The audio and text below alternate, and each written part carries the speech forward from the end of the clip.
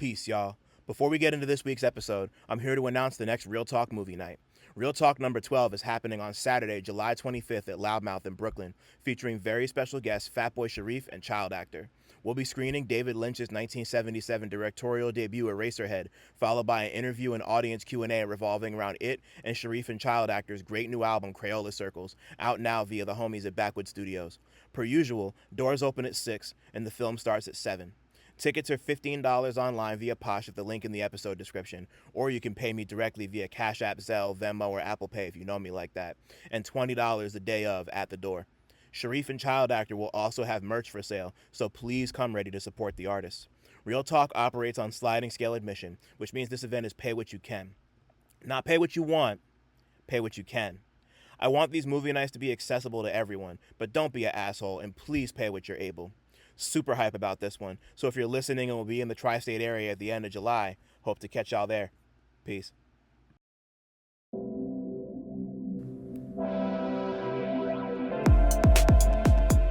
Peace. My name is Dylan CineMasai Green, and welcome to the Real Notes podcast. I speak with rappers, producers, journalists, and other hip-hop adjacent figures about their relationship with movies, and, if at all, film inspires their craft. Guest this week is Brooklyn rapper Jonathan UniteUs. We spoke about The Running Man, Leviticus, Bring Her Back, horror, Armageddon, the value of going to the movies as a kid, his first experiences rapping and performing, transitioning from a group to a solo artist, discovering new things about himself in Chicago, the power of positive affirmation, and the creative process behind his latest project, No Time Like the Present. Come fuck with us.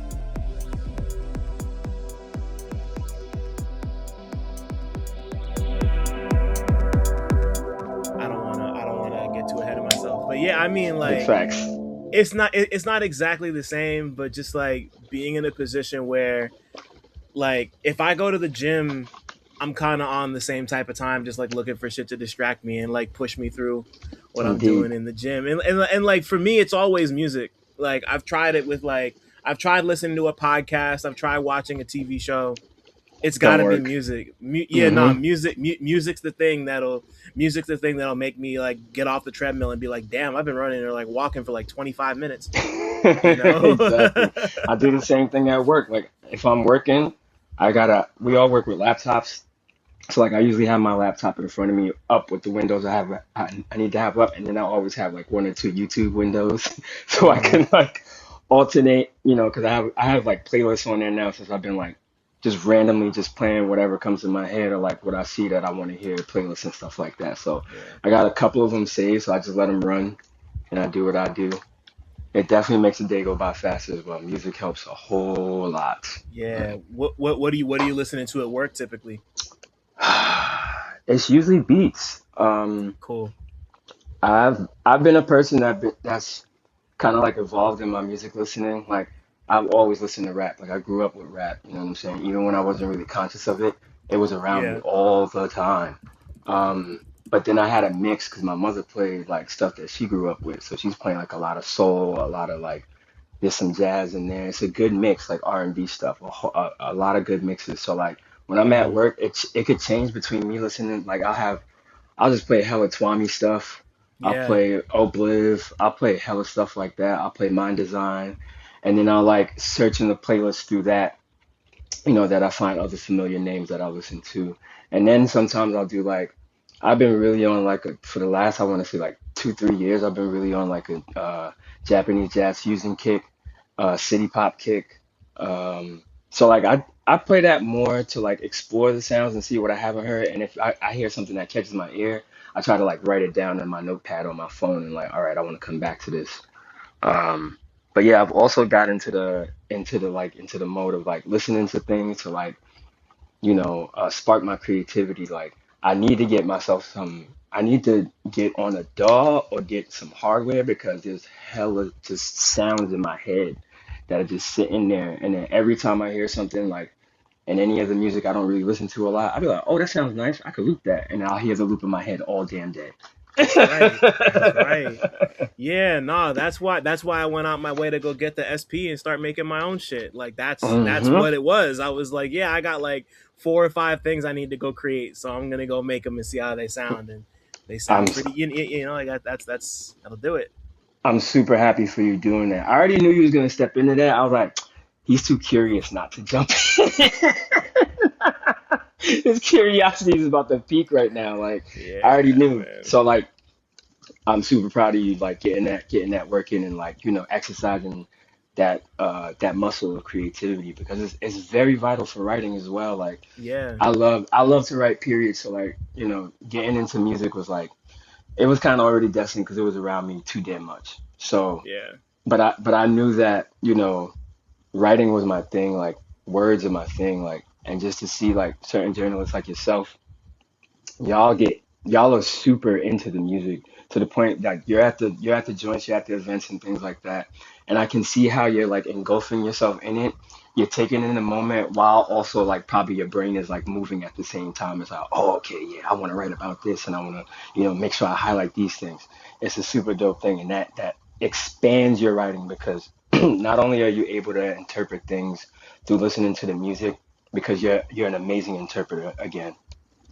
And you're in the field where it's like you're around the music, so now you're understanding how certain music might come about. You may be at a show and you're with certain cats and they start talking about that show and their music, or they're talking about just the experience they caught from that, and like you're there, you're center in there, so like you're gathering all that from each artist and stuff like that. I think that's like amazing, like, and that's how journalism should be carried, with the fact that you know what you know, but you're still hungry for discovery. You're like thirsty for yeah, it. So you're like, you know, that's the key yeah. for real.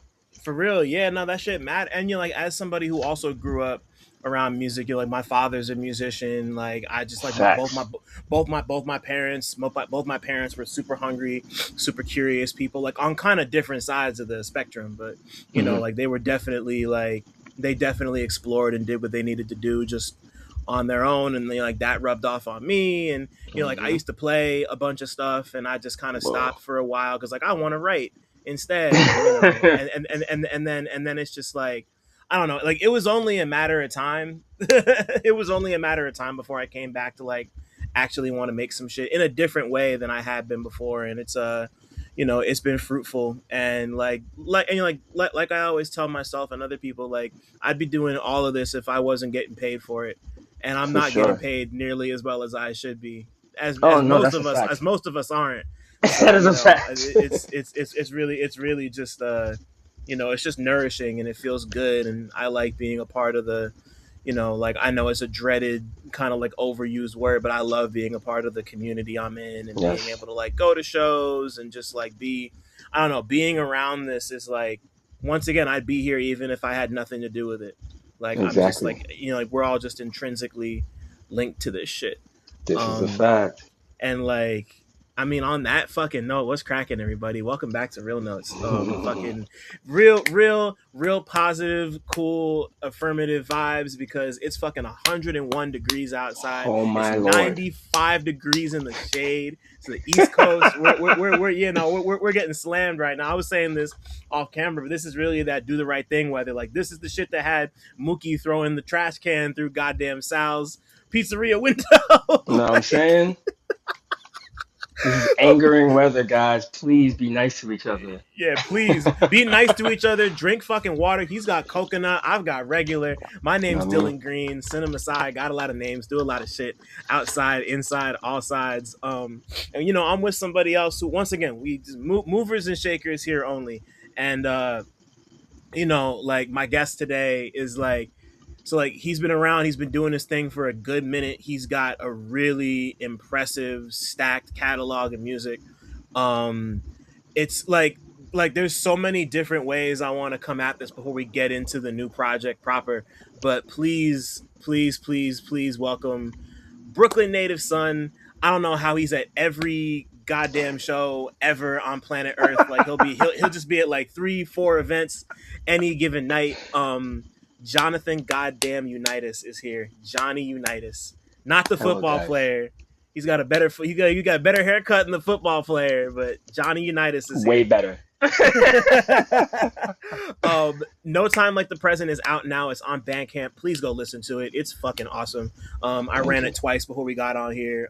Johnny, thank you. I mean, before I even give you the proper thank you, um, you've been so supportive of what I do from the time we met. Like, you didn't know me from fucking Adam, and like you've just been so welcoming and like I don't know. It's always a pleasure to see you and just being able to like marinate in your music a little bit before we did this and like finally Yes, get the time to chop it on some real shit. Just like thanks for your support and thank you for you pour into so many people and that shit matters, you know, as somebody who's, you know, a bit of a warhorse like you are, you know, like it really means a lot. So thank you for just not even just pouring into me, but into a lot of people and for, of you course. know, giving us this really great album, bro.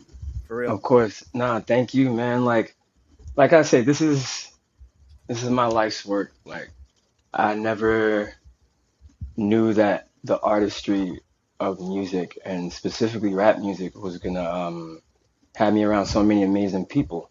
So I just make sure like throughout my journey I've learned that, when you pour into people or when you like, when you say I see you, that's one of the most important things, and that's something I've been getting from a lot of people about my art. So I've made it my mission uh recently, like probably a couple years ago. I was like, you know what, just who cares where you at, or who cares, what stature or status these people have. Tell them, like, let them know that you appreciate them and that you see them and that, their gift is meaningful and that, they need to be here, they're supposed to be here. So Yeah. yeah, that's been the thing I've been doing for a couple of years now, just because I was just like, you know, life is fleeting. Life is, you never know when you're going to get the chance to tell somebody thank you for what they do. So I try to do that every day if I can, Yeah, man. as many times as possible for as many people. So, Yeah,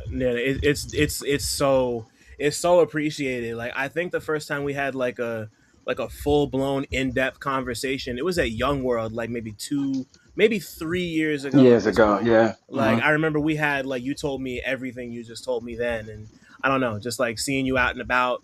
I don't know, it just makes me happy, and For sure. like even just going through the track list here and like seeing what y'all did on the Yes. production, what you did with the raps, and just like the people you had involved. Like this is all, you know, like a lot of people here are family to me. You know, like Yes. a lot of Jersey love here, which I Know what always I appreciate mean? between Sharif and Sharif and Slim Carey. Like like them two are family to me.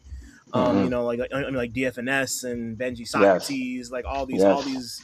I don't know, man. Like it just like it just makes me one of the things I love about the space we exist in is that it really is all ages in every possible way. You got like 18, 19, 20 year olds, people, you know, like up in their like 40s and 50s, and like everyone's just here like enjoying the music, making it their own, making connections, like whether they're Hmm. creating or just enjoying it, you know, like it feels all inclusive in that way, and just like once again, like you're just somebody who's always around, you know, in Sure. like a good in like a good non-predatory, non-creepy way. Just like you're just like a constant good presence. So yeah, it's yeah, Appreciate you.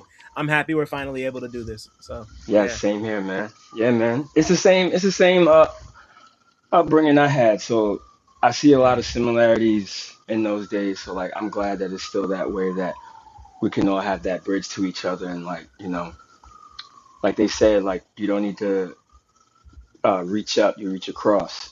And Yeah. discovering that is, it's a whole bunch of cats that help that I just reached across to, you know what I'm saying? They have mutual respect for me. It's the same thing I want to keep going with and keep pushing as I, ascend in elderhood. Hey man, we're all on life's journey. Everyone's just at different train stops. Indeed. But let's goddamn talk about some movies. Yes, What's sir. I'm gonna ask you the first question I ask everybody who comes on here. What was the last movie or TV show you watched that you had a strong opinion about? The last movie I saw, and I brought this up to my girl too, because we both saw this movie.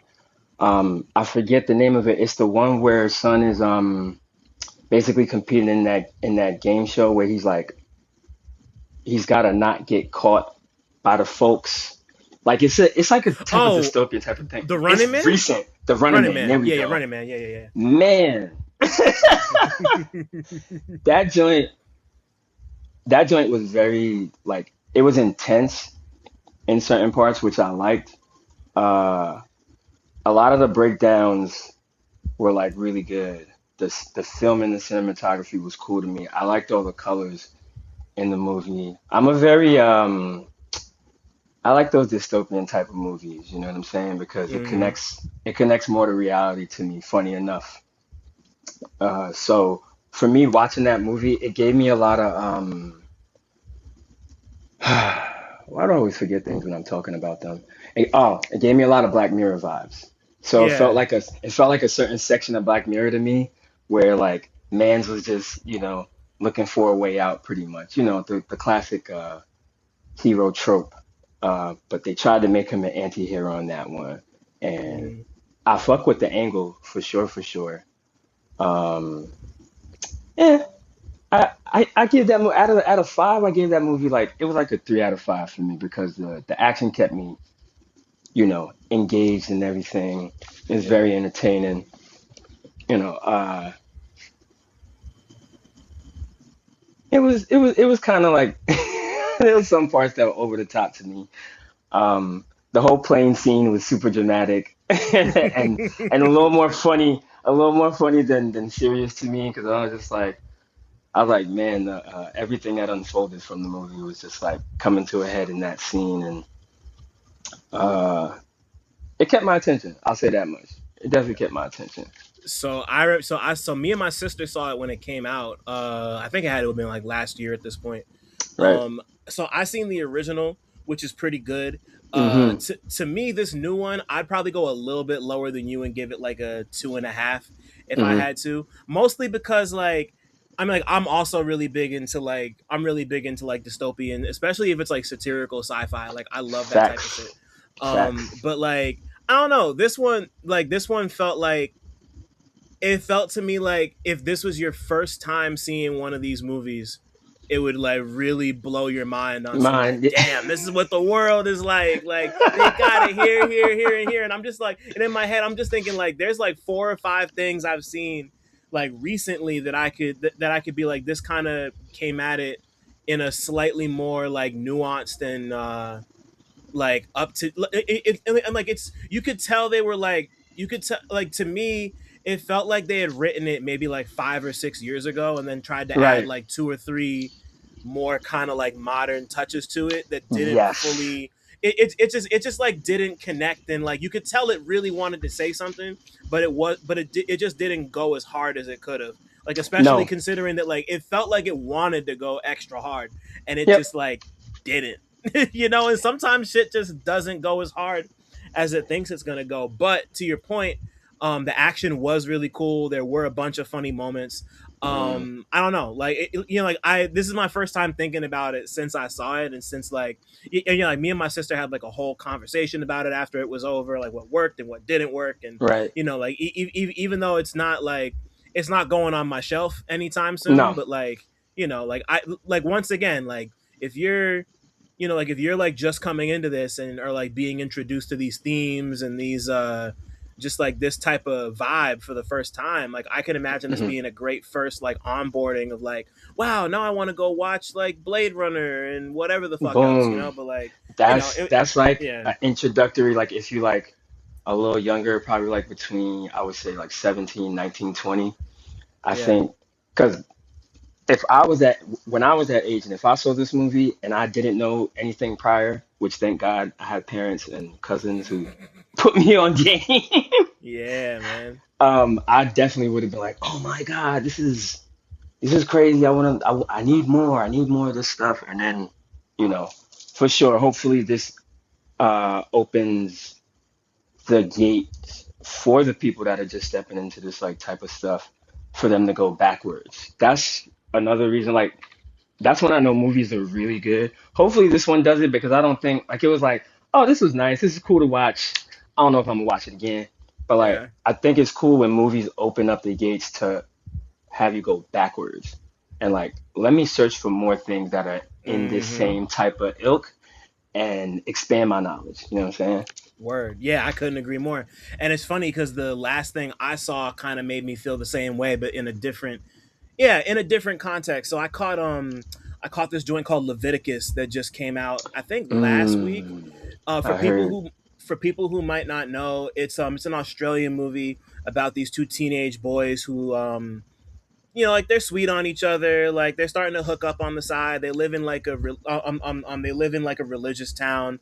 Their parents are like fanatical Ooh, Christians, and ooh. eventually one of them and then both of them they get put through what's like a kind of milder version of conversion therapy where they're trying to like pray the gay Oh. away. So like they you see like they're trying to like exercise it like it's a demon, and then like after the process happens, uh like everybody in the town thinks they're cured, but these two boys are being haunted by a demon that's supposed to look like the person that you're most infatuated with, who turns out to be each other. So it's like once again like really really cool concept, really cool premise. Right. It reminded me of, I don't know if you've seen there's a horror movie from maybe like, oh wow, almost 10 years ago now, called It Follows. You ever see It Yep. Follows? I Yeah, didn't so see like it, but people have told me about it's it. dope. Like I really love It Follows, and to Hmm. me, when when I wrote about it, I think I called it It Follows for people who listen to too much Blonde by Frank Ocean, because that's kind of like the vibe it gave me, which is like, like I didn't dislike it. I thought it was cool, and once again, like it makes me happy, especially when it comes to queer cinema. Just like being like people being able to have those types of movies that can be Yes. upfront and direct, like this is what the movie's about, and not have to Yes. like hide it in like Hmm. something like super duper crazy, and you have to like dig too many layers to be like, oh, this is about that. But like Exactly. it's so many instances in the movie where where they like look in the camera and like explain the point of the movie, and I'm not Wow. 17, bro. Like I know what's happening here. Then you're Like like, I can follow along. right. Like I know that A plus B equals C. But once again, I know it's gonna be so many people who are like really into films like this on the horror and the queer cinema side, who like haven't seen anything like this before and need to be told that A plus B equals C. And Yes, it's that's gonna fact. be like it'll be cool to see people kind of look back on this as like, oh yeah, I saw this, and that led me to whatever else, like, but I'm a Hmm. cheerleader or weekend or whatever the fuck. I'm just like thinking of names off the top of my head. Hmm. But Hmm. like, I saw it with a homie, and the two of us were like, this was cool. Like, Right. like you said, just like, like it wasn't bad. I don't know that I'd ever need to watch it again, but I'm happy it exists. And like, I think this might be one of like the first things a director or the writer directors ever made. So it's very much like this is a good start. Like Hmm. I'm a check in like another movie or two and see if you've improved at all. But That part. it was I felt basically the same way about that you did about Running Man. So Yeah. The concept sounds ill though. Like yeah, that's a wild and you said it's based in Australia? yeah. It's based in Sheesh. Australia. Sheesh. They got a lot of crazy movies coming out of or a lot of horror movies in particular coming out of Australia, because it's there was one called Talk to Me. There was another one called Bring Her Back. I think Bring Her Back was last Wow. year. Talk to Me had to have been like 2 3 years ago. Like Okay. they're really going crazy with the horror out there right now, and I like both those movies. Oh, it's The lit. first two, they I were gotta made by tap. two. They were made by two different people. I forget who made Leviticus, but like I like gotta tap into the Australian horror market. yeah. I'm like all I'm gonna say is like, I mean, Talk to Me is kind of brutal, but Bring Her Back is like, I'm like, I don't know if you're the squeamish type, but Bring Her Back is like, I don't know. It's just like it's I'm a I don't want to say I like gore, but I can handle a lot of gore, But like Okay. it's a rough, it's a nasty, fucked up movie. Good. Really good, like great, good shit. Just like if that's not your thing, bring a bag. It's Um, gonna get messy. I'm trying. I'm trying. I'm trying to scare myself. I've seen enough things when I was younger, so I'm Right. prepared. I'm trying to scare Word. myself. Cool. Okay, so I'm happy we went there. So let's dig into that. Let's prod that a little bit. Johnny, what's the first movie experience you can remember having? It could be at the theater, it could be at your cousin's house. Just like the The first thing. first, I so I always like to bring up my first rated R experience because I was like 12 years old. I Yeah. went with it was me, my sister, my mother, and my father, and we went to go see Sinner. And I was like, "This is a rated R movie." It's like- but it was mad. It was amazing. Well, at that time, it was amazing for me. I was like, "Yeah, my first rated R movie," and I'm watching. I was like, this is disgusting, but I love it. Like it was everything for me, and especially since like my mother and father brought us to see it. Like they're really part of like my first experiences, like adult experiences, as far as like a rated R movie, or if it was like watching Howard Stern with my pops. It was like Yeah. they put us on to that first, and I'm glad they put us on that stuff first because they were able to talk to us about it, get our thoughts on it and things like that, and like, just explain from their perspective as adults, like, the symbolism and different things behind that. So I was like in that heavy. So like going to see that was fun. Me and my sister talked about it for like a week. Just how funny it looked to us, and just because we're horror movie kids, man. Like we were raised off of like a lot of good horror, a lot of good like suspense, a lot of good drama stuff. Hmm. So that was like, it was like child's play to us. But we was like, that's what a rated R movie is. There's a lot of things going on. There's a lot of violence and a lot of, gory things. But like, we've seen this already. Like we were built in this. But I think specifically just in generally going to the movies is, I think, something that should be like taught to kids too. Like the cinema is an amazing experience to have. Um, Especially for certain movies. Like, man, it was that. I'll throw another one out too because this is the first time I cried in the movie theater, Hmm. and it was at Armageddon. Oh wow. Why Armageddon?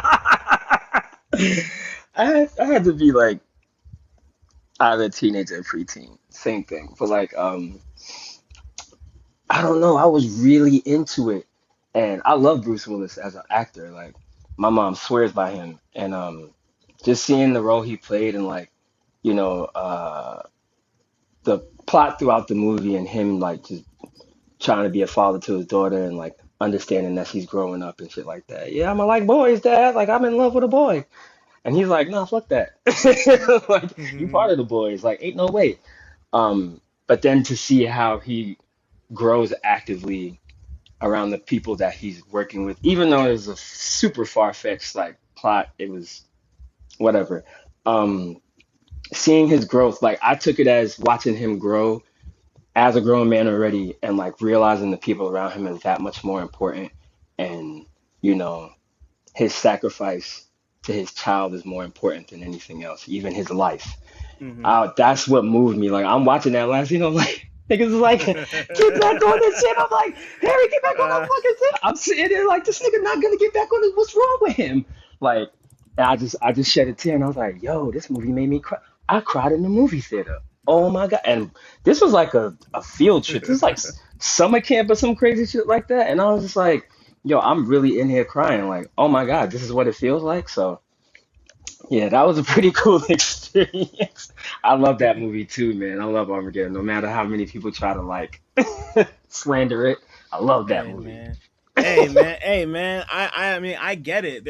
I get it. There's plenty of movies out there that people don't love that I think are great because I have like weird, or not even weird, but just like specific like attachments and relationships to them. The one I always Mhm. think of is Wild Wild West with Will Smith and Kevin Kline Come on now. and who the fuck else? Whoever played Loveless. I don't remember who played Loveless. Hmm. But I don't know. Like it's not a good movie. Like I can sit here and acknowledge that, but like did me and my sister and my family like watch that movie on DVD and like damn like I can't tell you how many times I've seen that movie. Like it was a period of time I would watch that movie. I don't know, man. I've seen it so It's many a times, and it's a it's comfort incredibly movie. it's a comfort movie. It's so cheesy. It's so outdated and retrograde in a lot of ways. But I don't know. Like it was, like it's Will Smith and fucking like steampunk western shit. The Wild Wild West song with the Drew Hill Hey, interpolation of the listen Stevie now. Wonder song. Like I I can't, remember when that came out, bruh. man. It was a Yeah. time. Yeah, no, they had the what was it? Was it McDonald's or Burger King that had the Happy Meal kids meal shit going I, on? I w- can't remember. I want to say it was Burger King for some reason because I was a staunch Burger King kid. My pops had me in there a lot, so I want to say it was Burger King. But yo, it was a time, son. Like Yeah. it's like we got Will Smith in a western. We got a black. Let's go. It was cool, man. It was, and it's one I've been meaning to go back to for a while because I still have the DVD. Like if you go on my letterbox, like my bio on letterbox is I love Wild Wild West 1999. Like Let's go. that's how much I love that movie. And like once it, like it's like I say that to say I'm not the type of person who gets worked. Like I don't always get worked up when people like like when like the consensus doesn't lean toward the movie I love, like fuck it. Like I have my Yeah. own relationship with it. I like it for the reason I like it. And like Armageddon's a movie I've seen. I don't Mm. have any like strong opinion about it because it's been a long time. But It's like been a minute. if it's your shit, it's your shit. I'm Like telling you, cool. it's That's like you great. said, it's the connection and the experience. My connection to that movie was greater than what the movie could do. Because then it's just like Hmm. I remembered walking to the movie theater after we got off the train, and I forget where we were, but it was an elevated train, and we were definitely in Queens, but it was like probably the further side of Queens, like where the A line and that is at. But Hmm. anyway, like remembering all that, like just remembering where I was, what I felt, and things like that. That's like the same thing with music. There are things that I listen to that probably other people ain't really into, you know what I'm saying? But like it's from a formed connection, you know what I'm saying? And like Yeah. that's a lot of why I remember like those type of things and like the movies I was watching. And I think people should have more of that. People should definitely have more of that and want to have those opinions to be like, yeah, I have this connection to this movie because of A, B, and C. You know what I'm saying? It's not the greatest movie, but it's great to me. Yeah, and yeah, like I'm happy you brought up just like the notion of like you want people to be able to like learn about the movies and have that be around just like for kids because yeah, like it's a I don't know, like it's a great experience to like it's a great experience to be able to go to the movies with somebody who's younger and you like don't have to deal with them bouncing off the walls the whole time Facts. why are you bringing your toddler to the movies like if it's not like I think all the time about there was when I went to go see The Dark Knight when it came out, somebody Wow. brought their like crying baby. It was the opening night of the movie too, and Oh. obviously like that was like the thing. That was like the thing everybody went to go see. Like, obviously, it's this Hmm. huge movie, but like just don't bring your screaming toddler to the rated R movie at 8 o'clock at night. Just don't do it. But being like if you have a kid, if you have a child in your life who's like housebroken, if you have a child in your life who's housebroken and you want and like that's just like a good like you said it's a great thing to bring a child to and to like teach them the value of I don't know just like the big screen the Hmm. spectacle and just being able to It's like see yeah it's a like that different feel.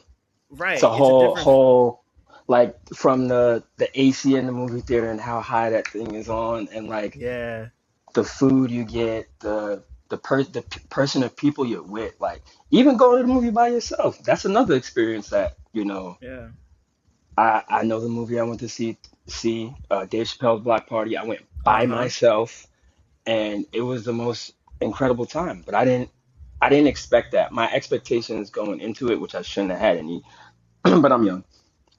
My expectations going into it were just like, I hope, I feel comfortable in here just being by myself. But then it was just like, once the movie came on, I forget that there's anybody even there. Like, I'm just focused on the movie, I'm tuned in. And then, like, when we're all laughing, it feels good because then it's just like, oh man, I'm not here with anybody, but I'm here with everybody.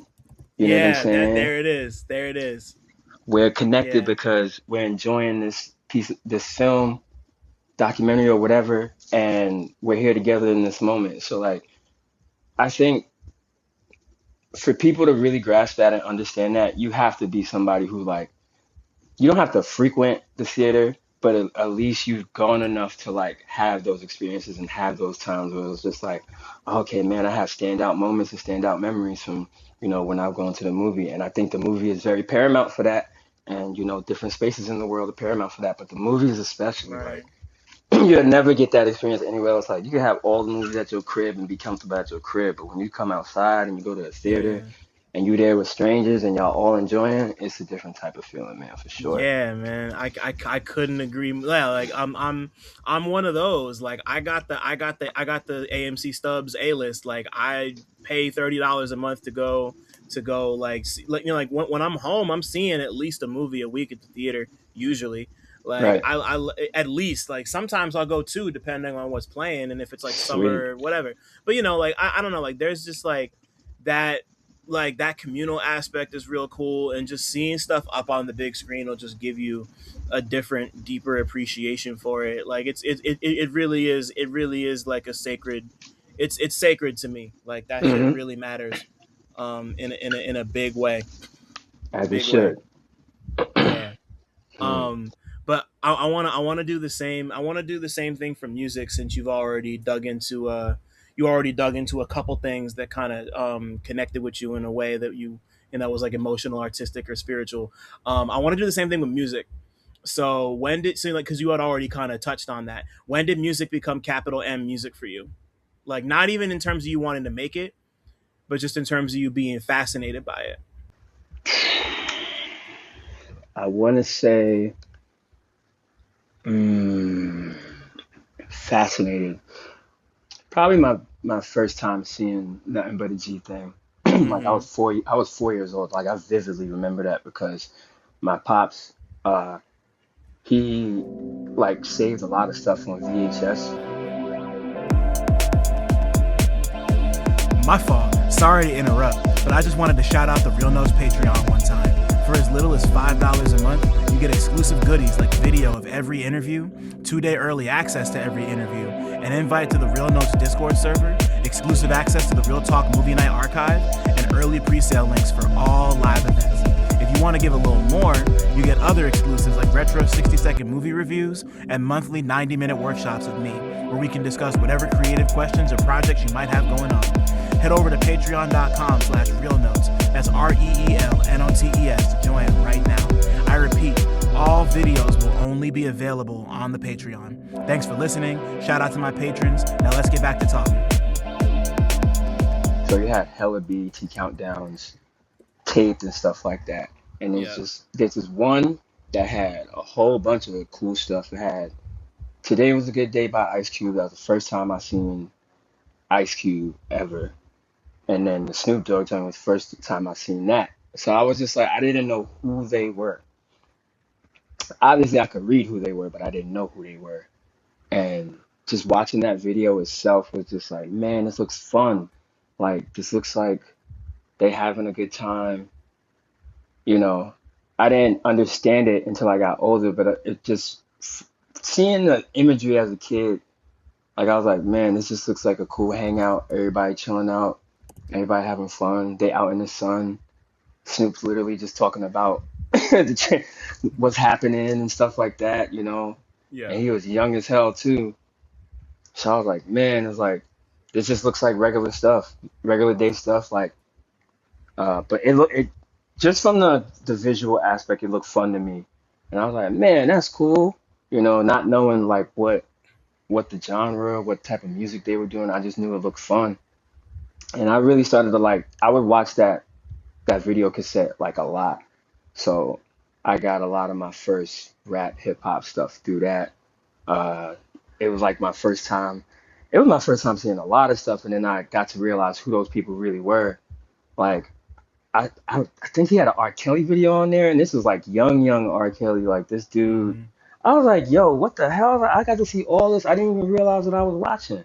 But it was just like hella stuff that kind of molded my musical taste, like unconsciously, just watching that Yeah. over and over again. Like it's like my earliest recollection of really connecting with music. Wow.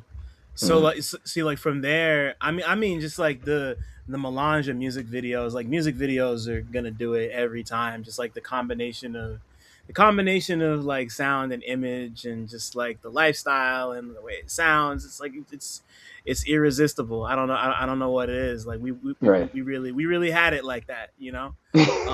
So like so you know like as you I mean like not to say that music videos don't exist, they definitely still do. It just feels like the utility is different now. Way It's different. way different. But Yeah. as you get older and you start to really like you were talking about like mold your tastes and do all this other stuff and become you, like when did you know music was going to become more than just a hobby for you and you actually wanted to get in the field in it type shit?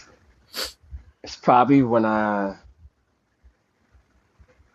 would say it might have been two times. It was probably when like the first time I went to the studio with my older brother because he rapped. Mm, Uh, my older brother he's rapping in a duo, and he brought me to the studio that he recorded out of. And that was like my first taste, you know what I'm saying? And the thing I wrote, I did it in like two takes. And he was like, my older brother was like, "That's good." He was like, what made you wanna, what made you focus or like get that done the way you did? I was like, yo, it was hot in there. This is a booth. There's like a booth with a door and everything, and it was like yeah. a smaller contained booth. And I was like, yo, it was hot in there. He was like, that's the motivation. I was like, Simple. and that's been my motivation from here on out, whether the booth got a door or not. I'm just imagining like I'm I want to do this not perfectly because perfection for me doesn't exist in music. Um, I want to do this as good and with as much feeling as I can so the listener understands where I'm coming from and exactly what feeling I'm trying to interpret to them when I do that. So that's the headset every time I record is from that experience. The second time I would say is when me and my group that we formed in high school, the first time we went to open mic and we performed on stage. I think that's when I was like, yeah, I think I got it. Mm, I'm pretty good at this. Like, and stage stuff still matters to me more than I'm recording because I think after a while I just formed a habit and I just have a certain routine with recording now.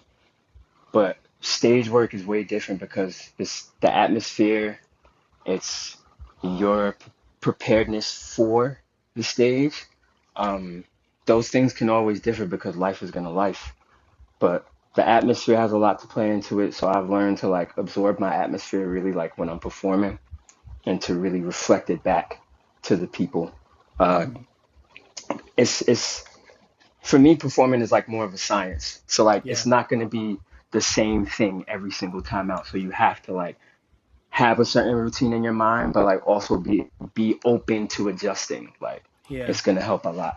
So definitely those two times. Like after performing, I was like, yeah, I got to do this, man. Like I can't. There's nothing else. Like this feeling is too great. It feels amazing. It's almost like it's almost like I'm a junkie, like a rap junkie, a music junkie, a stage. I am a stage junkie. Like, tell me I'm gonna be on the stage, I'm gonna be ready, like Mm. sword sharp and all that. You know what I'm saying? So that's what really drove me to want to continue and to be like, yo, keep doing it, man. Like this feels good. You can do something with this. You know what I'm saying? That's fire. Cause I mean, like, just like through research and hearing about it, like, apparently the same, like the same feeling you get from enjoying music or being a part of music is the same pleasure center of the brain that gets activated when like you have a sugar high or like you're high on drugs. Like it's like that's exactly what's being attacked. So it makes sense. Like I feel the same way. Like Mm. I get nervous before I do shit like that, but I feel the exact same way. Just like in terms of some like if I could be on stage, like I'm ready to do it if it Yeah, needs to happen. exactly, yo. um. So I mean, just because I'm curious, like around when did both of those things happen? Like when did you record that thing in the booth, and when did you go on stage for the first time? So recording with my brother, I want to say I'm trying to get. I am so bad with dates. Hmm.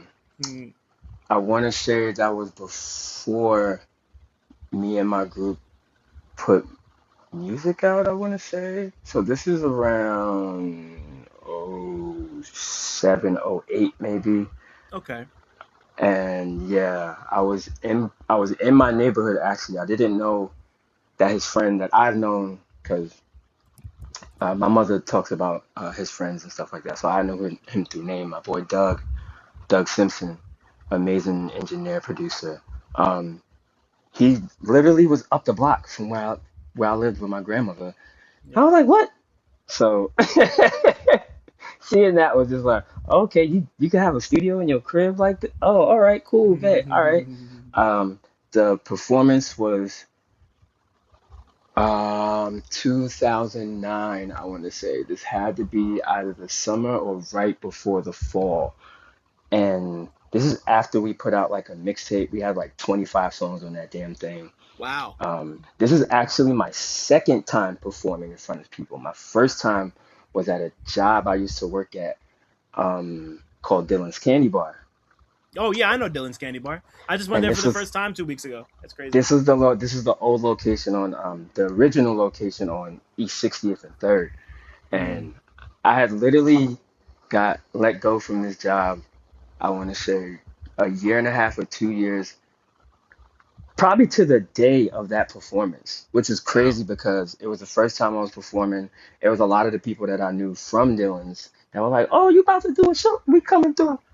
And I did it in collaboration with one of my supervisors that used to work there, who's still one of my closest friends.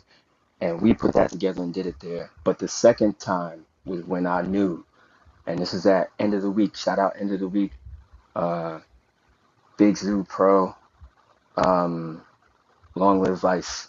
Those are my teachers for real. You know what I'm saying? So at end of the week, this open mic, longest running open mic in New York City.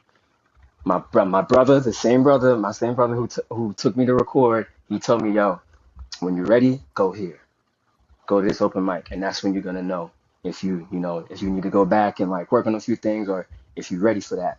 So we got on the stage and we performed this song that we had on this mixtape that we later put on our first album that we released, and it was called we did Sidekicks and Fly Kicks, and then we did a joint called Get Stupid, and Get Stupid samples Rob Bass, Long Live Rob Bass, Mm-hmm. and we to keep it short, we did a spectacular job. Probably a little more than we thought we were gonna do. Definitely some things to clean up, but like I just remember how I felt like I wasn't in my body while I was rapping my verse on Get Stupid, and people were just going nuts.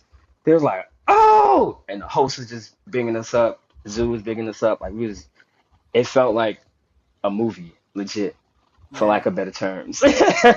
No, not even for lack of better terms. This is a great term to have right now on on this. Yeah, It man. legit felt like a movie.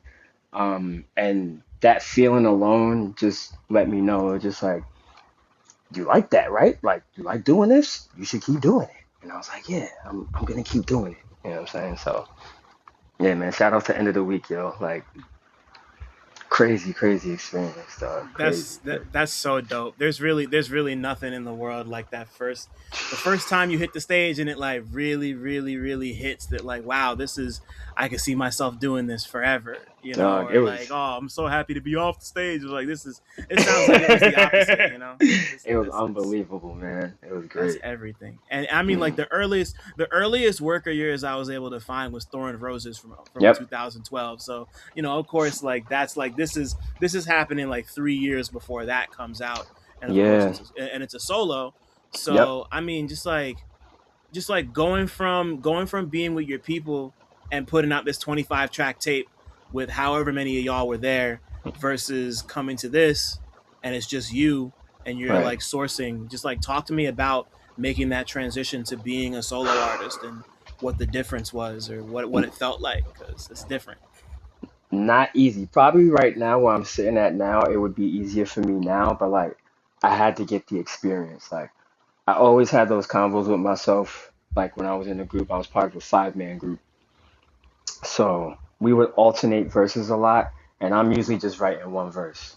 Um, Stepping into crafting things on my own and just being in my own space, like all those records that I wrote on Thorn Roses, I did there's 20 records on there. I want to say I did at least 18 of those joints in my bed, breaking Mm. night. Like I was unemployed, but I was running around doing music and doing what I love. So I didn't really like, I don't want to say I didn't care about the money because like I knew I lived in a space with other people and I wanted to provide and I wanted to like at least seem like I'm able to do what I need to be doing with life stuff. But music was like, it had the hold on me and I was just moving around in those spaces. So like sitting down and writing this was like a lot of emotions came out, a lot of like just thinking about how I've grown until that time. I was 23, about to be 24 at this time. Like I wrote all of that. Um, Transitioning from a group to writing all my own verses. Um, Definitely a different type of mental space when you're writing by yourself because it's more like I'm talking to myself and then I gotta form things into where I'm talking to myself, but now it's just like I'm talking to you instead of just like saying these words to myself. It was a lot of like sleepless nights, a lot of breaking night, and I'm thankful that I went through that writing experience because now writing is way easier for me, Mm-hmm. solo wise, and a little deeper for me because I understand where I'm grasping from and what exactly is talking through me while I write. Um, One of the main lessons I think I learned from writing Thorn Roses is that 9 times out of 10, it's not you moving your pen or when the words are coming to me, it's whatever was put away or whatever was stacked up through my life until that point, that's what's talking. You know what I'm Mm. saying? At that time, I was saying it was God talking through me, but more or less, it's like the God within me just recollecting and, saying what I need to be saying and what the music is actually interpreting to me Right. and what I could take from that. So, yeah, man, it was a experience that I'll never ever want to change. Like the way I did it, the way I went through things, I would never change it. If somebody asked me if I had to do it again, I'm doing it again the same exact way because from that I learned um, how to solidify my mental fortitude as well as like put out honest music that I'm proud of and that I would never like shortchange or I would never say anything bad about because that experience was pivotal into growing me into the man I am now, honestly. You know what I'm Mm. saying? And I had a whole lot of help and shout out to everybody that helped me. It's funny because transitioning into that, like the group kind of like lost steam because people were doing other things and it was in creative spectrums too. So I was just like, hell yeah, like I endorse that, I push that. I'm not mad that y'all may be focused on another area. Like I want y'all to succeed and proceed in that because when y'all we always come back to each other. We friends, like we're friends from high school. Like we're never not gonna stop being friends. Of course, Um, yeah. but I realize that people are growing in different ways in different areas outside of the music. So I'm just like, amazing, dog. Like I want that to happen for you. But this was always going to be my lane. Like this was always going to be the thing for me that I was going to grow Yeah. in. Whether or not anybody was there, but like they all pitched in and helped. A lot of the group was on there for features. Um, and they just pushed me. They're like, yeah, dog, if this is what you want to do this shit, bro. Like it sounds amazing, and like, dude, we already know like what type of person you are and like how committed you are to these things. So yeah, that it was an experience, man. Like probably one of the greatest experiences in music I've had, like doing that. Like community showed up. Um, the people that I was working with from before I was doing that really showed up and they were like just pushing me. So I needed that for sure, for Yeah. sure. That's incredible. And like just like re-listening or like listening to this album, it like there's so much about it that feels like the early 2010s just in terms of like what this particular style was on and Hmm. like and I'm like even down to the features like you have a science feature on here and It's my like boy, most man. and I mean like yeah, I mean like shout out and peace to science like people listening might not know that and he's in my opinion the most recognizable name here just like from my perspective but like Mm. like that alone kind of gives this a very specific feel that, like, like, you look at stuff from No Time Like the Present, and the way it sounds, it can be like night and day, just in terms of like how minimal and experimental that stuff is. This is like, this whole project is like very it really does give me like a Sky Zoo type of feel, like very much like a Music for My Friends type Big of, facts. like, this like very specific New York era type feel. And like, like, just, especially considering the new one, like, you've evolved so much over the last 14 years, and have, Mhm. stayed curious, like we were talking about before, with curiosity and discovery. And I don't know, Yes. just like, as like, as somebody who's been creating as a solo artist for 14 years now, like, I'm always curious to see what people like you gleaned from just like the changing landscape over, like a decade and a half, like, you've been here for a minute. So, like, what do you feel are some of like the biggest similarities and differences between being an indie artist in the early 2010s and being an indie artist now? Similarities first, there, like we talked about with community, there's a bridge between the younger and the older. I just think that not a lot of people see it, but it's there and it exists, and it's through certain channels, and it's probably like some of the same channels that I've been through, as far as like venues and like people I know who are like hosts or MCs or curators. They've been around for a minute too, so I think the staying power as far as like knowing who's been doing this for a while and knowing that they know what they're doing is very key. Uh, Also, to have those same people pass it on to other folk and kind of like coordinate other folks, like, yeah, these are the people that are taking around, that are taking the reins now, and they're doing it in this time of 2026, the 2020s, in general. um that's a similarity I see. It's a lot of some of the same faces I've been seeing for a minute, which I'm happy about. Another similarity I would say is just like, it's it's different as far as like exposure wise, but I would say the same ways I had to go to like kind of like reach out to a crowd and like reach out to actually find people who like the music that I make. It's being outside. Um, Even though the landscape for venues in the city of New York itself has changed drastically, there's still places I think that are accessible for that and give an avenue to that for artist discovery and like more local artist discovery. I'm very proud in the fact that there are people who still push that, me being one of them. That's another similarity. There's a lot of differences. I can like go down the line. One of the Mm-hmm. ones that stand out to me the most, I would want to say, is just genre blending. Um, and I love this actually because I think there needs to be more spaces with genres that blend and not specifically, you know, hold too many places that are just like one thing only, or like this venue only plays one thing, or like we only throw shows with one genre. I think there should be more blending.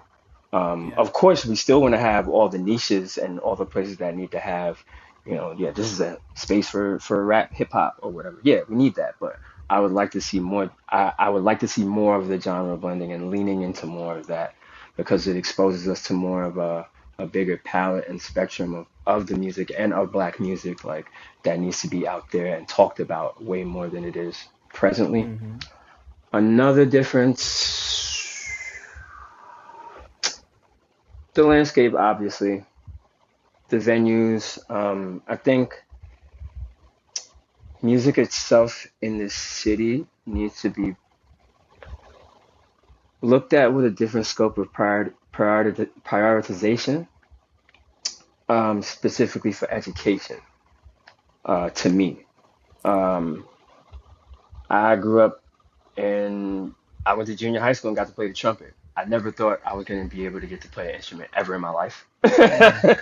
But I got that opportunity, and I think that was only possible because whoever was, taking care of that, making sure that the kids got music in school, got the music, and got to learn it. I would also like to see it expanded historically as far as like Black people, people of color, and learning more about the full range and spectrum of music, from the curation of genres and styles, to how it affects just the daily life, going into marketing, clothing, and things of that nature. I think people need to be educated on that as well, because we don't all have to be rappers. We don't Right. all have to play basketball, but I Right. would like for us to know the inner workings of those, specific entertainment spaces. If there was a person that was able to get taught music business probably in like junior high school, start have a introductory course to music business, they would probably want to study that further later. You know what I'm saying? There are Mm-hmm. different sections and sectors within the music business that I feel like Black people need to be educated in, and extensively, so we can know that we've got more than one, like, foot in this.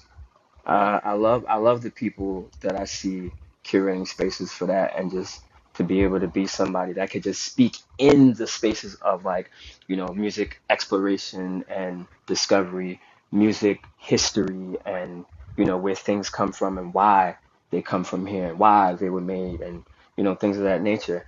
Um, that's that's something I want to see because of the differences happening in the city, like the removal of venues, the removal of the education. I would like to see those things come back, actually. Like, Yeah. even if we can't just have venues come up because of certain stipulations or whatever, what have you, just expand the education space, man, because it's so much in so many sectors that people of color, Black people, could break into and just make a killing and just make a career out of it. You don't have to have, the regular expectation of, oh, I have to be an entertainer to do this. No, you don't.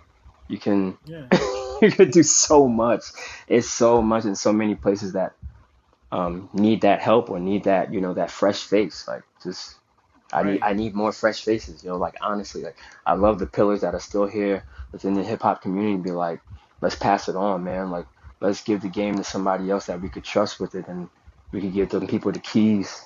You know what I'm saying? Yeah. That's super needed.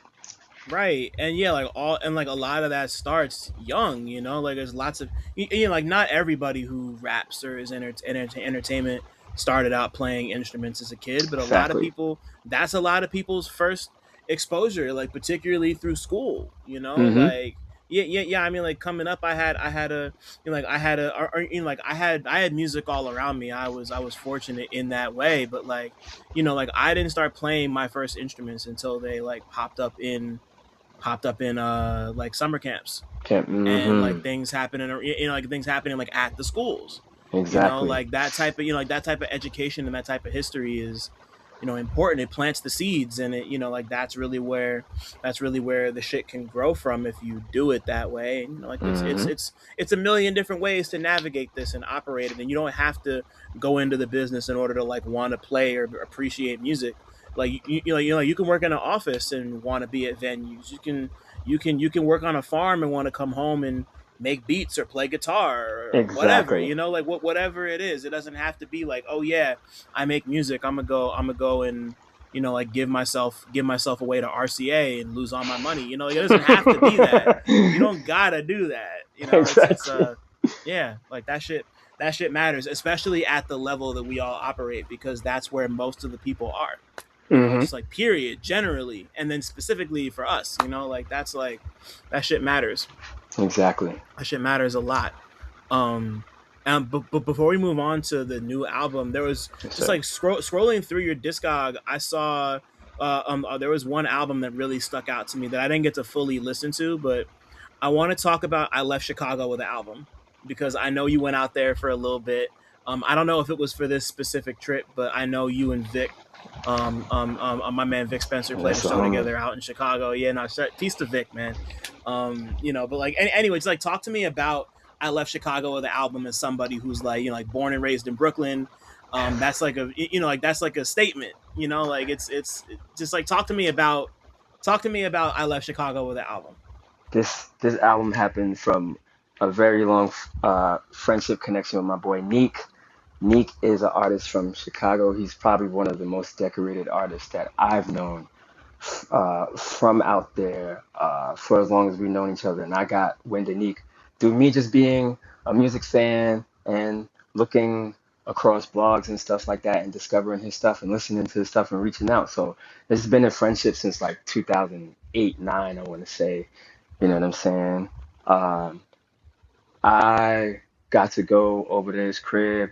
Also, shout out Slade. They both produced the album along with cousin Vinny. Um, they got the majority of it. Slot and Neek.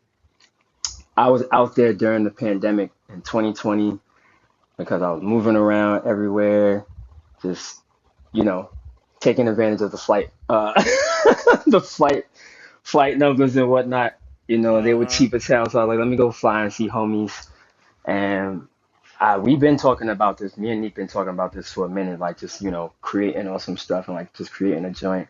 The last time I was actually out there was with my boy Joey Golden, who I'm in a duo with called The Joint.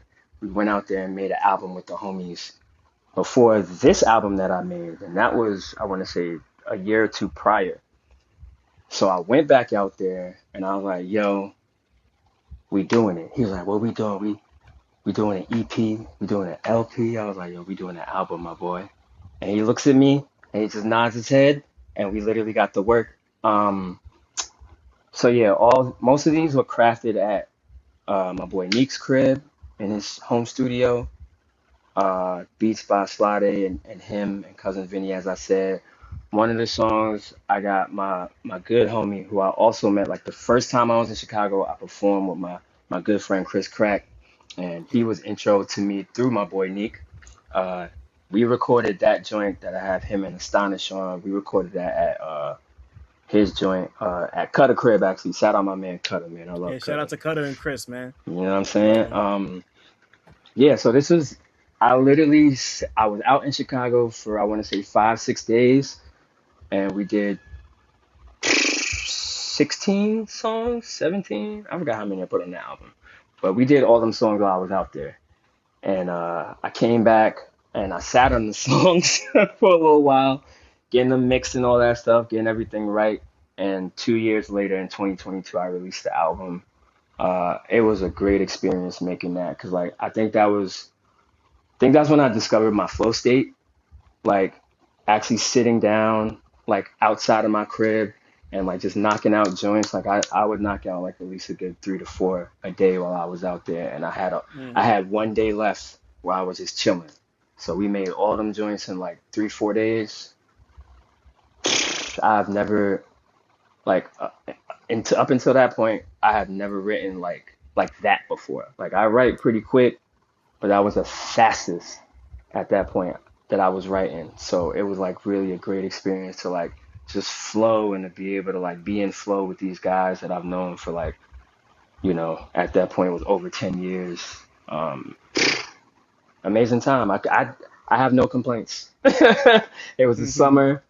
It was nobody outside because of COVID. We were all being safe traveling, and but when I got there, the fire just came out. It's felt effortless almost, and it feels Yeah. like that because I was creating with the people that I was creating with, you know what I'm saying? So Yeah. fun time, man. I love it out in Chicago, yo. I think I've been to Chicago like damn near 11 times now. So Wow. like they told me I'm from there now. Everybody from Chicago, they always walk up to me and be like, "Yo, you from here now?" I was like, "I bet." Say that. Um, but that was like my first taste of doing an album and having to like hit certain people and be like, yo, I'm putting together this thing, and everybody's with it. And they got me their stuff in a timely manner. Shout out the features on there. And most of the features on there are just like homies I've known from Chicago for a while because we known each other through music. Um, Fillmore Green. I met Fillmore when I went there to check him out at his show, man. And then ever since that time, like, we've just been super cool. Like, these are very, very, very talented, humble, respectful, amazing people, just in general, you know what I'm saying? Aside from being great artists. So I'm very blessed that I have a friendship that I established a while ago and that my friendship opened these doors to me, because Neek is like damn near the mayor out that bitch. He know Mhm. everybody, man. But like I'm glad that I have a dude like him, a person like him to open the doors for me in that way and to be like, yo, yeah, man, talk to these people. Go, rub elbows with these people because, they're gonna respect the thing you do because I wouldn't have you out here if you was whack. Trust me. Right. They're gonna Thousand. get at me. So Mm-hmm. yeah, it was a very enriching experience to just I would say that's probably one of my first times, like I said, making and curating the album at the same time, but then actually having people that are like amazing curators in their own right be able to help me and show me the way to do that. So like, you know what I'm saying? Now I got another superpower. After that, I'm just like now I know how to like actively curate and there's a part in my brain that's just like, hey, you should do this for that. And, this is a good idea. Mm-hmm. Do that. So they help me Yeah. with that a lot. They open that up for me a lot. And then talk to me about how you took that over to No Time Like the Present. So taking those skills from like I Love Chicago with an album, it helped me realize you can make music by yourself. You can do it, but it is way better to have a troop of people and a team of people that believe in what you say and Yep. believe in what you're delivering to help you deliver that product as well. Because, you know, everybody know me and they know my rep, you know what I'm saying? I'm good. But when I have other people also being like, oh no, no, no, you need to listen to this. Like, don't just take his word for it. We all vouching here, you know what I'm saying? We Yeah. was part of the process. We got to put our hands in and we got to actively be a part of it with him. So we know what went into that. So you need to listen to this. Secondly, I think as an artist, you have so many thoughts that you have come together that you kind of need to like fine tune through all of them. Like you're like, this is a great idea in my head, but let me tell it to this person. Maybe they could add on or like tell me where I could like sculpt that to where it's like way more refined and it's like, yeah, this is what you're looking for. And I'm like, yo, I didn't know that. Like this is exactly what I'm looking for. I see it now, I hear it now. Let's do it. That helps a hell of a lot. You know what I'm saying? Especially as a person who writes everything and like hear certain people on the things that I'm writing. Like I don't just look for a name for a feature. A lot of the stuff happens while I'm writing it. So I'm hearing myself writing it, and then as soon as I get to my parts and my parts are done, I'm hearing the other voice already.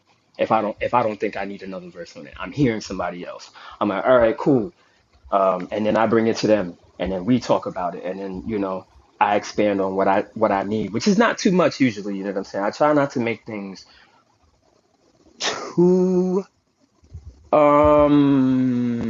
how can I say it?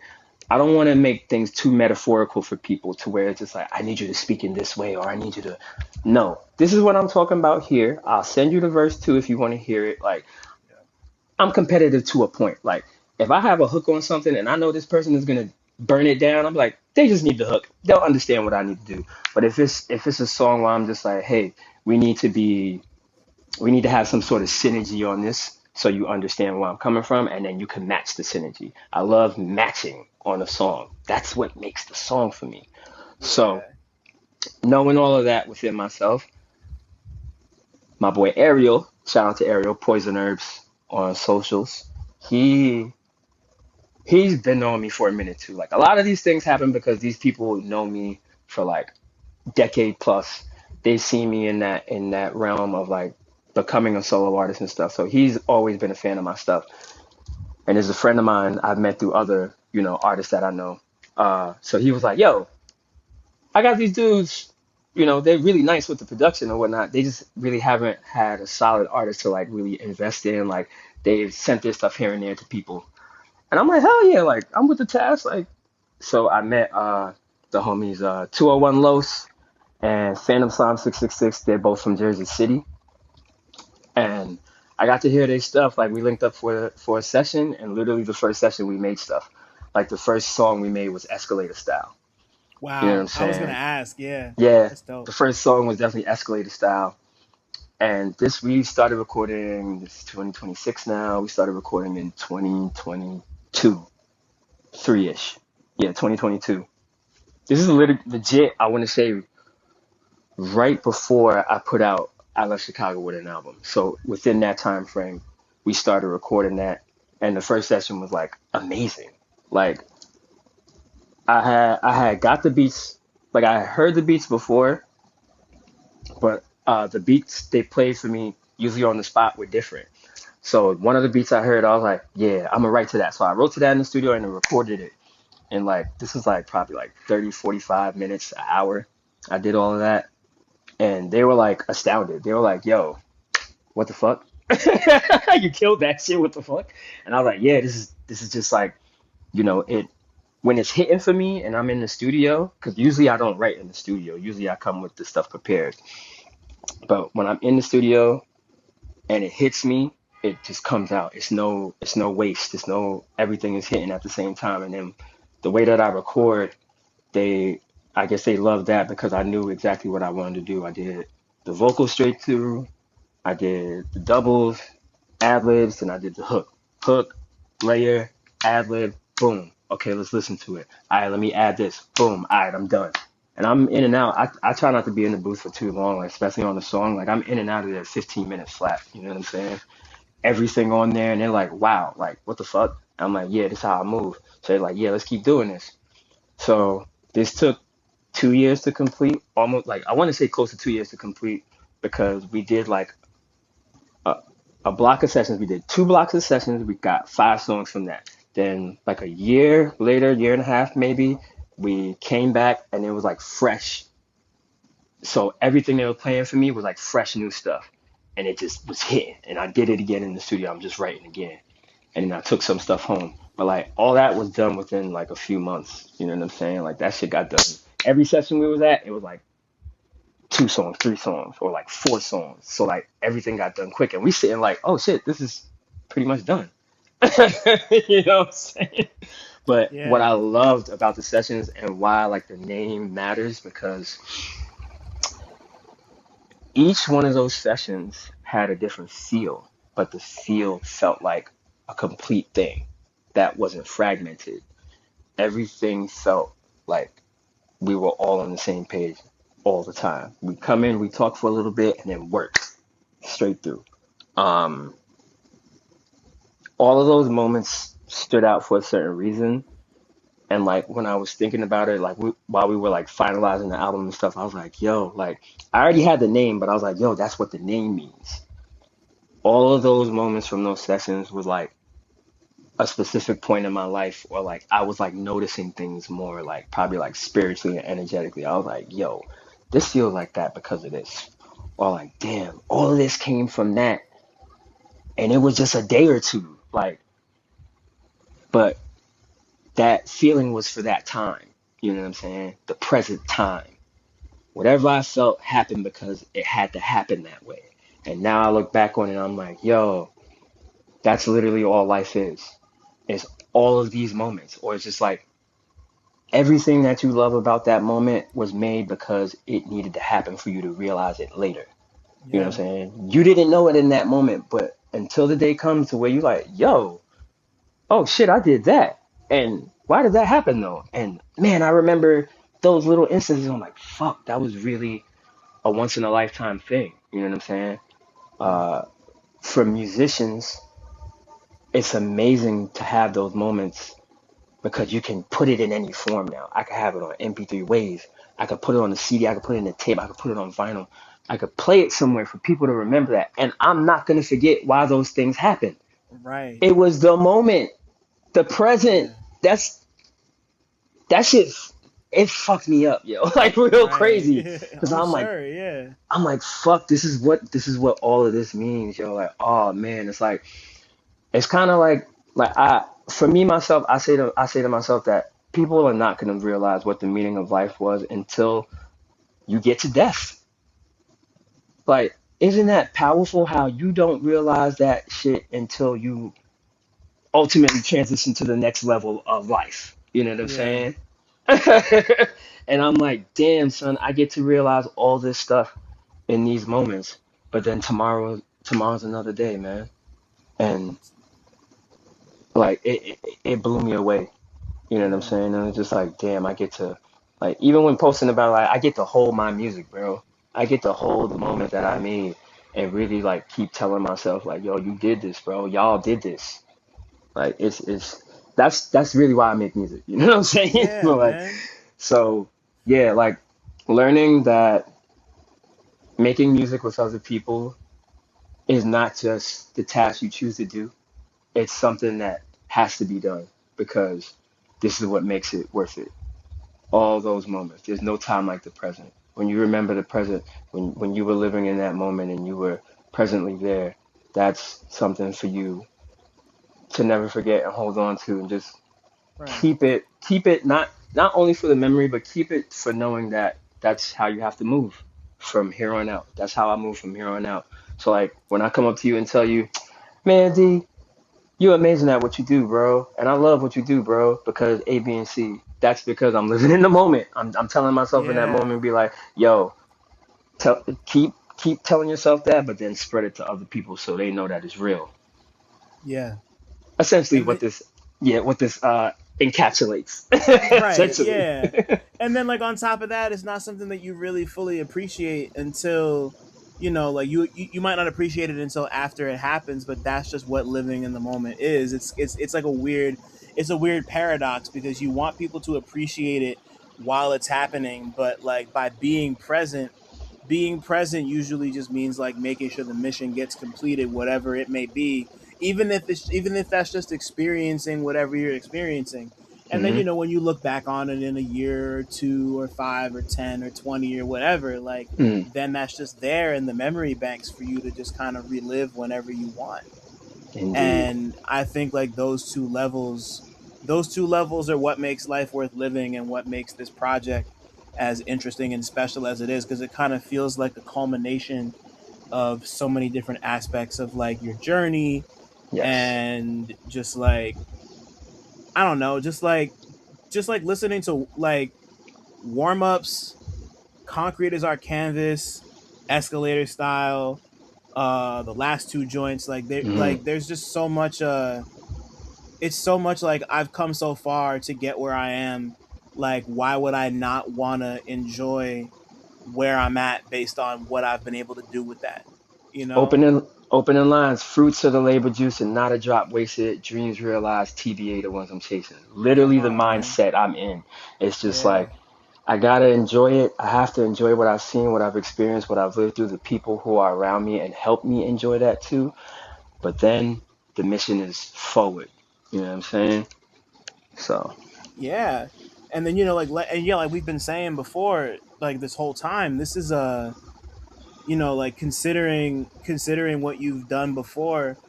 I love how varied and all over the place the production is. Like there's definitely more traditionalist leaning shit. There's like some minimalist, drumless, quote unquote type shit. mhm. There's like there's some stuff on here that I never would have imagined that you might go near, 14, 13, 12 years ago. And you're just flowing over all of it. Like yeah, I mean like in particular, I feel like I am everything I asked for, and portals, and maybe follow the leader. Like those three are just Mm, like those three in particular. I just hear you going, and I'm like you found a pocket in a place where it might not be that easy to find, and like that takes like that takes skill and time and patience, and indeed. like I can imagine, like I can only imagine how much fun it must have been to record all this stuff and just like put it together like on the thematic tip, just because like like recording this and putting this together in the piecemeal way y'all did is just another example of like living in the moment. It's like made up of these like 3 or 4 moments that you smash together, and it's like I got an album. Hmm. Exactly. Like Exactly that. that's yeah, that's so cool to me. Like this all just this project just sounds so great. You sound reinvigorated. Oh, Like for sure. like you really sound like I'm here. Like listen to what and you're like yeah. Anyway, you make your point. I'm rambling. I'm rambling, son. For sure, for sure. Now, you know what's funny? Uh, a beat like Portals, I probably wouldn't have touched like 12, 13 years ago. I would have been like, Mm. that's hard, but I don't know. I'm gonna. Yeah. That's for sure. I've opened my ears. Being a rap fan helps me a lot because I like hearing different stuff. I like nuance. You know what I'm saying? I like nuance because I don't like newer shit. Like for me, I need something that's gonna excite me. It's gonna get me hype to write. You know what I'm saying? I love listening to writers that write exemplary stuff. I've been listening like Black Milk. His album is not like stop playing for me. Like I love the way that man creates It's and incredible, writes. man. Love that album. Um, but yeah, I've just opened up my sound palette, and I'm like, I want to jump into more things that people wouldn't think I would jump into because my artistry extends and it grows through that. Shoot, it's funny you say that because there's more coming, and I think people are gonna be really surprised at like what I'm doing and what I'm deciding to like, you know, tackle because the beats I used to like select when I was younger were like you said, more traditional leaning. Like I'm a traditional dude. That's where my Yeah. root is. Um, but now I want to experiment. Like I've always wanted to see how far I could stretch my lyrical dexterity and how many flows I could discover within myself. Because I feel like all the flows ain't discovered yet. I feel like there's another one I'm Hmm. still trying to crack. And that's what keeps me going, honestly, like the discovery of that and like just jumping into like different pockets and seeing Yeah. where it's gonna take me and what emotion it's gonna strike. So yeah, there's more. There's gonna be more. It's gonna be That's way more. dope. We Hmm. love it. Damn. And yeah, I mean like, and yeah, like I'm happy you took it where you took it just now, because just like the idea of like obviously there's a lot of stuff here that's not that's not necessarily the most traditional, might be a little weird, like Hmm. might be off-putting to Hmm. somebody else for whatever reason, but like, like there are more than a few times on this album where you say things, like, like not necessarily being impressed by everything that's new, and like like put an MC in front of people and people probably won't listen, just like the definition of like what a real MC is and what a real MC is capable of doing, cuz like there's obviously like the stereotypical like rigid traditionalist perspective on what that means, Right. and then just like the more open-ended, nuanced, expanded version of what that means, because Hmm. like somebody could be an MC and rhyme like, I don't know, like Master Ace, for Right. example, Hmm. or they could be somebody like Sharif, or they could Hmm. be somebody like Billy Woods, or Hmm. they could be Exactly. they could be somebody like Leisha. I've been listening to a lot of Leisha G. They could be like Leisha fucking G. Mm. Like everyone's. They could be like Sha Ray. Like her albums, and Exactly. her and her Ram's albums amazing. Critical Thought, it's crazy. But Mm. like it's just like we're just at a point now. Like obviously hip hop's over 50 years old. Like there's so many definitions of what an MC could and should be able to do. And once again, as somebody who's been at this for, a little minute, and, I feel like you're kind of right. Cause like knowing you like I know you, like you're clearly very much into new shit that's happening. There's For like sure. there's like a lot of newer, younger folks on this album, which I think is really fun. Like what like as things have expanded, like what at this point in your life is the definition of an MC to you? You know? For me, a MC is someone that is responsible with their how can I say? They're responsible with their voice, their um their crowd leaning. They love to Yeah. appease the crowd. A MC for me is someone that takes their craft aside from seriously, I want to say it takes their craft with they carry it with much respect. They're knowledgeable of their craft, meaning their history and the people preceding them. An MC is an artist that commands their surrounding, commands their environment. Um, they know that words are important.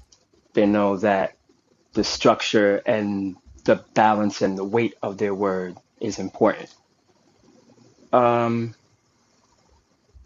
I think a lot of the traditional elements are still there. I still hold those close, but then it's like an evolution from that. It's like, of course, rhyming without the backing track, or rhyming with, Yeah. making sure you heard clearly. Like, these are just like basics for me. I make sure that I'm able to project clearly, um, get my point across, and then at the same time receive what the people are giving to me too. At the same time, I can't just be giving outward and not listening. You know what I'm saying? Because that's a Right. key for an MC too. You got to listen and be tuned in, and know what they want to hear, or what the science is. You know what I mean? Yeah. So it's a position of learning, as well as a position of being able to give the knowledge to, once you fortified it, and like, uh, experienced and understood exactly what the knowledge is supposed to mean. You know what I'm saying? So Yeah. those are my things. I don't know that I have anything to add to that. Like that's that's a pretty thorough answer. So yeah, It, like it's been one that's been building in me for years. So I'm like, I've mhm. been, sculpting out that meaning for myself too, because sometimes it could change. Sometimes, depending on the person, it could mean something different for them. You know what I'm saying? I just Yeah. know that there are certain things that will never change, and that will stay the same. But Mhm. and that's for good reason, and because we all need those pillars to balance on, and to actually have a reference. You know what I'm saying? The reference is what keeps us in line of MCing, and knowing that we are MCs, and knowing that the thing that we carry is important, and it's a thing to carry until the day you leave this earth physically. Like, Thousand, bro. I'll never not carry that with me. Yeah. Thousand, bro. And I mean, like, now that the album's out, it's been out for like just like by the time this comes out, it'll have been out for like a week. Hmm. Just like, what's the response been? How do you feel about it? Like, as somebody who's like active, like you are, and like actually shows up to things and has It's like a an, presence. Like, like what's it? Like, what's it like to be out in the world and have the project out? Like, do you, like, have you noticed more people paying attention than that might have otherwise before? Or like, just like, what's the general? What's the temperature on all this from shit for you? from my scope, it's a lot of love. Everybody that saw that the project was out, or that I was dropping, they were like actively like seeking it. So I want to say thank you to everybody for that, because it's hard to just garner attention. You know what I'm saying? I'm not signed to anybody. I haven't been signed to anybody my whole career. I've just been in the right places at the right time, and around the right people. You know what I'm saying? Yeah. But I love the response, because it's from people that's tapping in, and they've been tapping in for a while, and they're wowed by it. So it's funny, because I kind of knew what the response was going to be, because I was just like, oh, I'm excited. And when I'm excited for Yeah. things, I know that I'm going to get the response that I'm thinking of. But a lot of people were wowed. They were amazed. They were like, really like, yo, you're really evolving. Like, you're still like, the people that have been rocking with me for a while, they're like, yo, every time you drop, you don't sound the same. Like, you sound like you're moving in something different, or like you're stepping up into something new, or you're like, you feel, like you said, I sounded reinvigorated. Like, I love that, because to be doing something for so long, and to be as consistent with like trying to drop music, well, not even trying, I'm doing it. Trying is a different thing. I am actively dropping music. To Yeah. be consistent in that manner is harder than it looks. Um, but knowing that people notice the work I put in, and the effort and time I put into like writing and just making songs, is super rewarding. You know what I'm saying? Like, just for them to be like, yo, your pen is like, it's that. I'm Yeah. like, yo, thank you.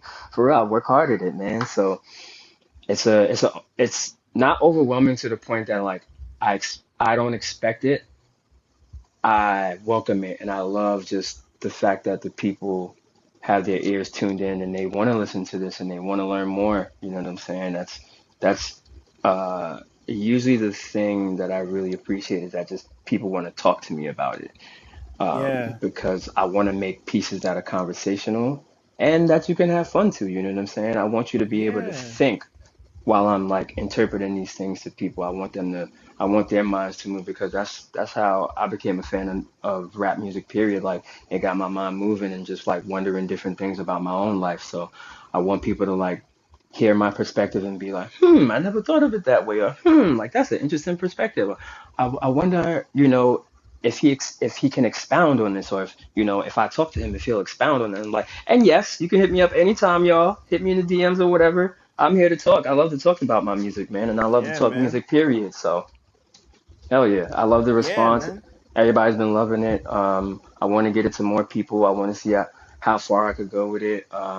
I just want people to be able to come out of the experiences. Whenever I drop an album, I want people to come out with an experience that they can talk about, they could live with, they can move with, they could dance to, they could, walk around and converse with the other people's on. That's what I want. I want the talk to keep going. I want the feeling and the emotion to stay present and continue throughout. Even when this Yeah. joint is like 5, 10 years old. You know what I'm saying? Yeah, nah, like absorb, interpret, and discover. Like, and like those are three things that I definitely feel are happening all over this album. I'm excited to spend more time with it. You Yes, know, like it's sir. really, yeah, like it feels like summer music to me, and I'm just like happy to see you, it's like out and active and making it happen. Like You once already again, know. like this is, like this is something I'm definitely gonna be marinating with for a while. And like before we close out, Johnny, if your life was a movie, what would it be about? If my life was a movie, it would parallel the likes of a sitcom comedy with some drama, uh, lots of instances of love, and a great feel of triumph, but not before remembering that everything in motion is happening because I'm in motion. Yeah. So I would it would be a great spectrum of many elements, but at the end of the movie, I would want people to walk away saying, "Man, I want to carry myself that way," or "Man, like that was full. That was a full life." Yeah. you know? Yeah. Yeah. Yeah. You want people to walk away. Yeah, yeah, yeah. Like wanting people to walk away with a full experience is like, Yeah, I feel it's the like that's greatest. yeah, I feel like it's one of the most like basic things you could Hmm. want for that sort of thing, for anything really. Like it feels like a Yeah, very like base, this is life type shit. exactly, man. That's Yeah. that's all. That's all I look to give, like just to reinforce the fact that it's beautiful here, man. It's a lot of cool Hmm. things. It's a lot of scary things. It's a lot of terrifying things. But when we are and when we move in love, it's it's a wonderful place, man. Yeah, Seriously. man. No, yeah, like few places I could think of that are better. Johnny, thank you so much for taking the Thank time to you. come and break all Of this down. course. Yeah, no, like I'm really happy and proud of you, and just like happy to see people like recognizing what you got going on, and that like I don't know, I just appreciate it. I think you got something great, and I hope other people, I hope other people hear this and go and discover what great you truly got to give, because there's really a lot here. You Thank you know, so much, my friend. I'm proud of you too, my boy. come Come on, on, man. son. Nah, man, we're out here, man. It's fucking it. Like July just started. I'm already thinking about like the 8 things I'm gonna be at between now and the end of August, Lord. at least. And Like I'm gonna I see you know. tomorrow, my friend. Oh yeah, yeah, nah. I'm in Oh there. oh You oh, already oh, oh know. are you coming to Jersey? Oh man, you're coming to Jersey? Crazy. Got you, son. I got you. Yeah, man. Oh man. Yeah. I mean, like by the time y'all hear this, it'll already be done. But Peace to Brain Orchestra, Patient Man Rides the Donkey will probably be out at some point. I'm doing a Q&A with my boy. Wrote the bio for his album, all that good shit. So I'm just that's the man right there, yo. Brain man. is He's once in a nasty lifetime with it, artist, yo. I'm telling y'all, like, watching this man hustle, watching this man do what he do, that's really a music lover for real. He is a music lover. Yeah, Loves he it. gets it. He gets it in a way a lot of people don't. But like this is gonna be night one of what we got going for the rest of the summer, bro. So You know it, man. Looking forward to everything, G. Yeah, you already, son. Thanks for listening. Shout out to y'all for making it this far. And shout out to all the black people listening too, because y'all really impeccable. Don't forget to like, subscribe, and tell a friend to come through next time. 1.